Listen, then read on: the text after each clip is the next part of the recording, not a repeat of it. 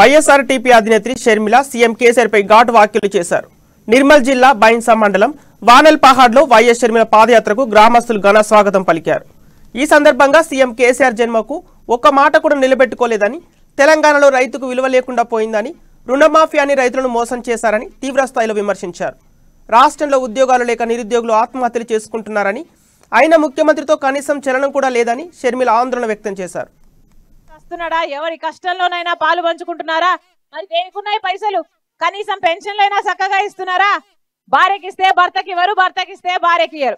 ఎంతమంది పెన్షన్ల కోసం ఎదురు చూస్తూనే ఉన్నారు. 13 లక్షల అప్లికేషన్లు అలాగే పడున్నాయి కదా. అప్లికేషన్లు పెన్షన్ల కోసం కావాలి అని అర్జీ పెట్టుకున్న వాళ్ళు ఎవరు ఆదుకుంటున్నారు? అసలు ఎవడైనా వచ్చి పేదవాడు ఎలా బతుకుతున్నాడని చూస్తున్నాడా? తింటున్నాడా, పస్తుంటున్నాడా, బతుకుతున్నాడా, సస్తున్నాడా? ఎవరి కష్టంలోనైనా పాలు పంచుకుంటున్నారా? అధికారులు వస్తున్నారా? ఎమ్మెల్యేలు వస్తున్నారా? మంత్రులు వస్తున్నారా?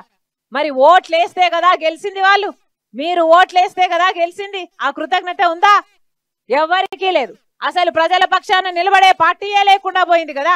కాంగ్రెస్, బీజేపీ పార్టీలు పేరుకే ఉన్నాయి కానీ ఒక్కసారైనా అయ్యా కేసీఆర్ 8 సంవత్సరాలుగాను ఒక్క మాట కూడా ఎందుకు నిలబెట్టుకోలేదని కాంగ్రెస్, బీజేపీ పార్టీలు అడిగినాయా? అయ్యా కేసీఆర్ 8 సంవత్సరాలుగా జాబ్ నోటిఫికేషన్లు ఇవ్వకపోతే బిడ్డలకి ఉద్యోగాలు ఎలా వస్తాయని కాంగ్రెస్, బీజేపీ పార్టీలు అడిగినాయా? అసలు ఒక కాళేశ్వరం ప్రాజెక్ట్ లోనే 70,000 కోట్ల అవినీతి జరిగితే కేసీఆర్ గారు మన కళ్ళ ముందరనే పట్టపగలే దోపిడీ చేస్తే ఎప్పుడైనా ప్రతిపక్షాలు అడిగినాయా? అందరూ భాగాలు పంచుకున్నారు కదా.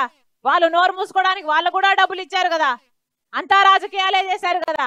అంతా వాళ్ళ స్వార్థం కోసమే పని చేశారు కదా. మరి అంతా ఒకే తాను ముక్కలైనప్పుడు ఎవరినైనా ఎందుకు నమ్మాలి?